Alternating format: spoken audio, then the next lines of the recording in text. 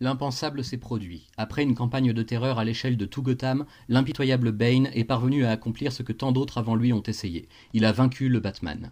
Battu, blessé, brisé, en un mot comme en sang, pratiquement laissé pour mort, Gotham City a désormais un nouveau maître en la personne de ce génie du crime au physique aussi impressionnant que ses ressources. Bane a gagné. Tandis qu'Alfred et Tim récupèrent le corps meurtri de Bruce Wayne et font tout leur possible pour stabiliser son état, une évidence commence à s'imposer à eux. Batman ne pourra plus jamais remarcher, en tout cas pas en tant que Bruce Wayne, dont la colonne vertébrale a été fracturée. Pour guérir complètement, il lui faudrait un miracle, ou à défaut beaucoup de temps et de soins particuliers, chose dont il ne dispose pas pour le moment. Se borgnant à soigner tout ce qu'ils peuvent et à sécuriser le manoir et la Batcave autant que possible, les alliés du Chevalier Noir prient pour qu'il s'en sorte et surtout pour que son esprit trouve la paix au-delà de sa défaite cuisante. Quand Bruce récupère enfin un peu de force pour reprendre conscience, il dicte ses volontés. Quelqu'un doit reprendre la cape pour terminer ce qu'il a commencé. Quelqu'un doit reprendre le combat et mettre hors d'état de nuire tous les voyous qui ont pris Gotham pour cible en son absence. Nightwing serait le choix le plus évident, mais il vole de ses propres ailes et le gouffre entre lui et Batman est toujours aussi tortueux. Un autre candidat se présente alors, un apprenti jusque-là fidèle, qui a non seulement de la ressource, mais aussi déjà reçu un entraînement complet pour devenir un ange de la vengeance au sein d'un ordre aujourd'hui disparu.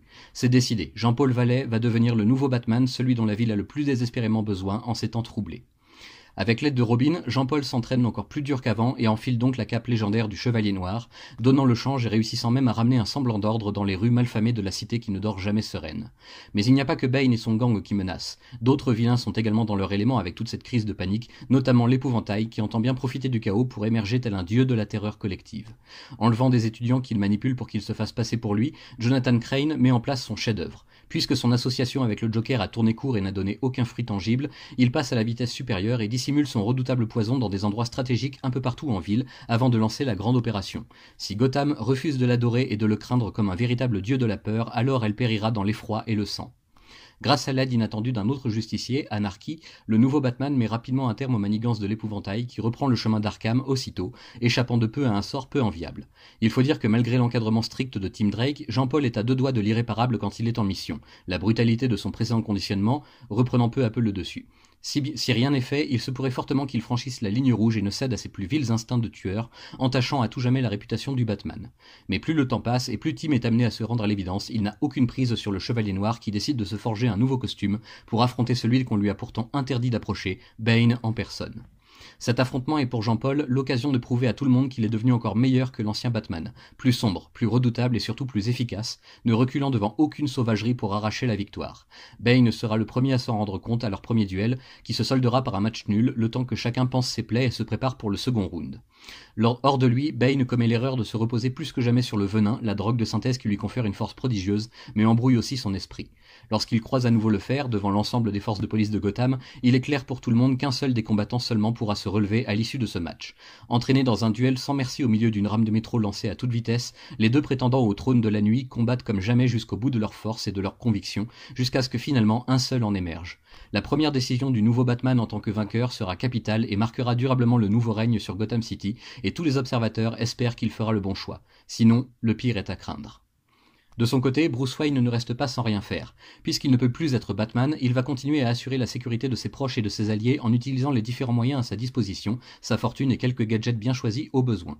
Sa mission, en plus d'accepter sa nouvelle condition d'infirme, est de retrouver le père de Tim Drake, qui a été enlevé par les hommes de Bane et conduit sur l'île de Santa Prisca, son ancien domaine.